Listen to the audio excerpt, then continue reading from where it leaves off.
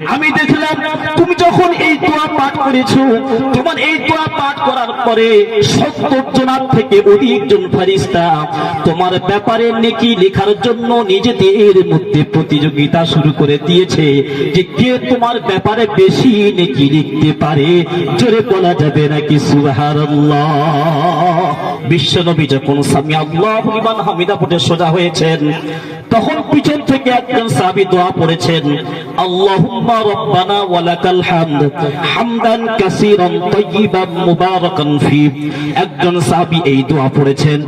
নামাজ যখন শেষ করেছেন, তখন বিশ্বনবী সাল্লাল্লাহু আলাইহি সাল্লাম বলছেন, মানিল মুতাকাল্লিম, তোমাদের মধ্যে কে এই দোয়া পড়েছো একটু আমাকে বলো। তখন একজন সাহাবী বলছেন, ইয়া রাসূলুল্লাহ, আমি এই দোয়া পড়েছি। তখন বিশ্বনবী বলছেন, আমি দেখলাম তুমি যখন এই দোয়া পাঠ করেছো, তোমার এই দোয়া পাঠ করার পরে 70 জনের থেকে অধিক জন ফেরেশতা তোমার ব্যাপারে নেকি লেখার জন্য নিজেদের মধ্যে প্রতিযোগিতা শুরু করে দিয়েছে যে কে তোমার ব্যাপারে বেশি নেকি লিখতে পারে। জোরে বলা যাবে নাকি সুবহানাল্লাহ। সেজন্য করে ইমানদারের প্রথম নম্বর গুণ হলো তারা নামাজের মধ্যে বিনয়ী হবে। নামাজ পড়া যাবে তো ইনশাআল্লাহ। আজ থেকে আমরা তওবা করে নিই, জিন্দেগি যতদিন পারব 5 ওয়াক্ত নামাজ আমরা ছাড়বো না ইনশাআল্লাহ। ওয়া মা আলাইনা ইল্লাল বালাগ। আসসালামু আলাইকুম ওয়া রাহমাতুল্লাহি ওয়া বারাকাতুহু।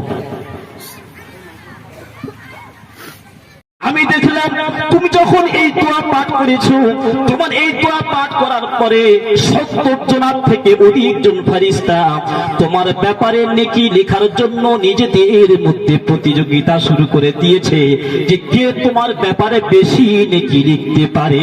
জোরে বলা যাবে নাকি সুবহানাল্লাহ। বিশ্বনবী যখন সামি আল্লাহু লিমান হামিদা পড়ে সোজা হয়েছেন, তখন পিছন থেকে একজন সাহাবী দোয়া পড়েছেন, আল্লাহুম্মা রাব্বানা ওয়া লাকাল হামদ হামদান কাসীরান তাইয়িবান মুবারাকান ফি। একজন সাহাবী এই দোয়া পড়েছেন। নামাজ যখন শেষ করেছেন, তখন বিশ্বনবী সাল্লাল্লাহু আলাইহি সাল্লাম বলছেন, মানিল মুতাকাল্লিম, তোমাদের মধ্যে কে এই দোয়া পড়েছো একটু আমাকে বলো।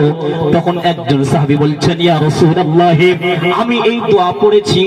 তখন বিশ্বনবী বলছেন, আমি দেখলাম তুমি যখন এই দোয়া পাঠ করেছো, তোমার এই দোয়া পাঠ করার পরে 70 জনের থেকে অধিক জন ফেরেশতা তোমার ব্যাপারে নেকি লেখার জন্য নিজেদের মধ্যে প্রতিযোগিতা শুরু করে দিয়েছে যে কে তোমার ব্যাপারে বেশি নেকি লিখতে পারে।